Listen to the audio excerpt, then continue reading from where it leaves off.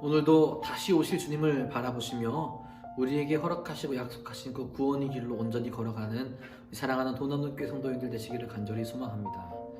여러분, 우리나라 속담에 이런 말이 있죠. 잘 되면 내 탓, 잘 안 되면 조상 탓이라는 속담이 있습니다. 어떻게 보면 인간의 연약함을 잘 나타내주는 속담이죠.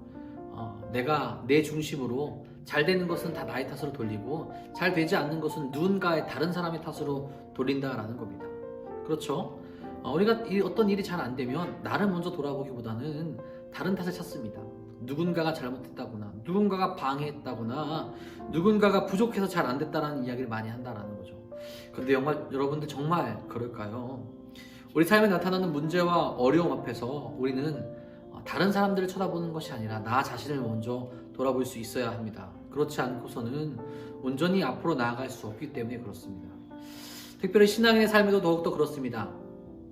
우리가 구원받고 하나님 나라의 백성이 되는 것은 누구에게 달려 있습니까? 나 자신에게 달려 있습니다. 얼마나 잘 믿고 회개하고 나아가는지가 우리에게 정말 중요하다라는 거죠. 오늘 우리가 읽은 에스겔에서는 그런 의미를 담고 있습니다. 이스라엘 백성은 자신의 고난과 아픔을 자신의 조상 탓으로 돌리고 있었습니다. 그러면서 그들의 속담을 이야기하며 원망하고 있었다라는 거죠.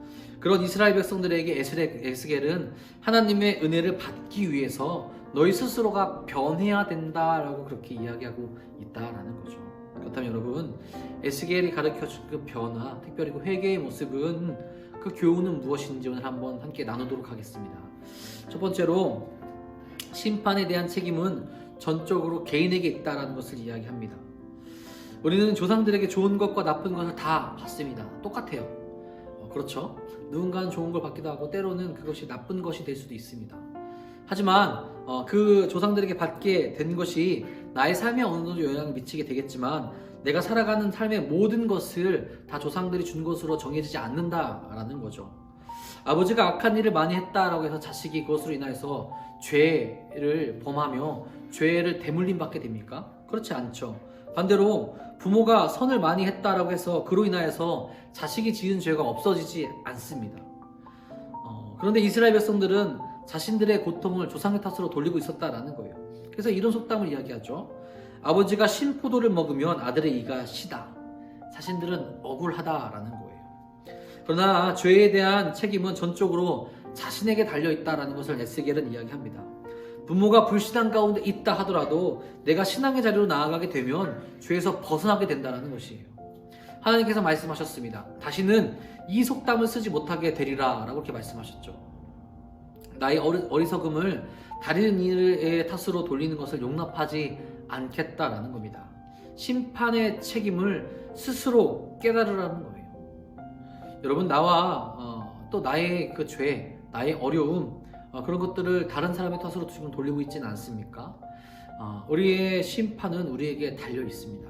그 사실을 깨달으시고 나 자신을 돌아보시며 나아갈 수 있기를 간절히 소망합니다. 두 번째로는 그렇게 현재의 신앙 상태가 중요하다라고 이야기합니다. 에스겔은 잘못된 이스라엘 백성들의 생각을 바로잡아 주려고 합니다. 과거의 어떠한 일들이 아니라 현재가 중요하다라는 거죠. 앞으로 그들의 미래가 하나님의 은혜와 사랑이 가득한 길로 나아가게 되려면 현재 그들이 돌이켜야 되는 것을 이야기하고 있다는 겁니다. 이전에 부모의 모습이 연관되어져서 자신들의 삶이 결정되어지는 것이 아닙니다. 스스로 선택한 현재의 신앙 상태로 인하여서 앞으로 자신들의 삶이 결정되어지고 달라질 수 있다는 거예요. 스스로 선택한 현재가 그것이 구원으로 갈 수도 있고 심판으로 갈 수 있다는 겁니다. 21절 이렇게 이야기합니다. 그러나 악인이 만일 그가 행한 모든 죄에서 돌이켜 떠나 내 모든 율례를 지키고 정의와 공의를 행하면 반드시 살고 죽지 아니할 것이라. 하나님의 말씀을 따라 살아가는 이들에게 하나님께서 그들을 살려 주시겠다라고 한다는 거죠. 여러분, 하나님께서는 악인이라 할지라도 그들이 멸망하고 그들이 죽는 것을 기뻐하지 않으십니다.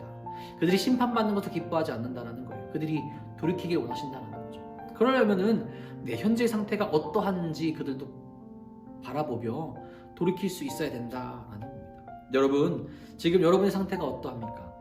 하나님을 만나고 하나님과 함께 할 수 있는 합당한 모습을 가지고 있습니까? 오직 주의 길에 들어서셔서 하나님과 함께 나아가는, 지금은 또 하나님과 함께 나아가는 사랑하는 여러분들이 되시기를 간절히 소망합니다. 세 번째로는 이제 죄악을 버리고 마음과 영을 새롭게 해야 한다라고 그렇게 이야기를 합니다. 에스겔은 이렇게 말하죠. 31절입니다. 너희는 너희가 범한 모든 죄악을 버리고 마음과 영을 새롭게 할지어다. 이스라엘 족속아 너희가 어찌하여 죽고자 하느냐. 회개해야 한다는 거예요. 회개뿐만 아니라 이제는 거룩한 것으로 채워나갈 수 있어야 한다는 겁니다.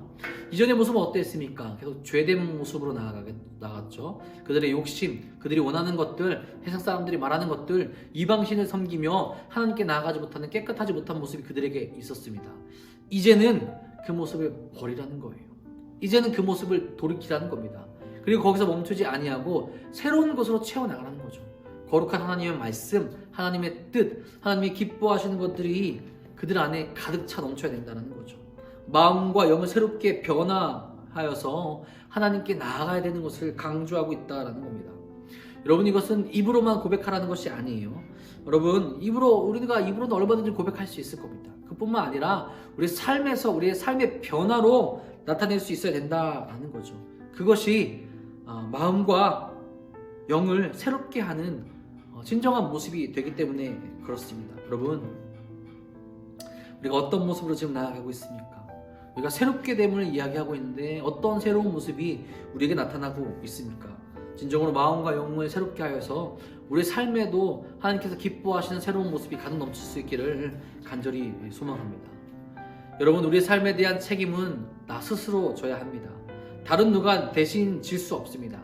물론 우리를 구원하시기 위해서 예수님께서 십자가에 달려 죽으셨지만 그것도 우리가 믿음으로 나아가게 될 때 예수님께서 우리를 위해서 달리신 그 피의 보혈이 값지게 되는 거죠. 현재 이 세상은 하나님의 심판이 유예되고 있는 기간을 보내고 있습니다. 이 기간 동안 회개하면 살 것이고 죄를 범하면 심판을 받게 되는 거죠. 하나님이 우리에게 하시는 말씀을 잘 깨달으시고 회개하며 늘 의로운 자로 살아가시는 사랑하는 여러분이 되기를 간절히 소망합니다. 그 삶을 오늘도 하나님이 지켜주시기를 주님의 이름으로 축복하고 축원합니다.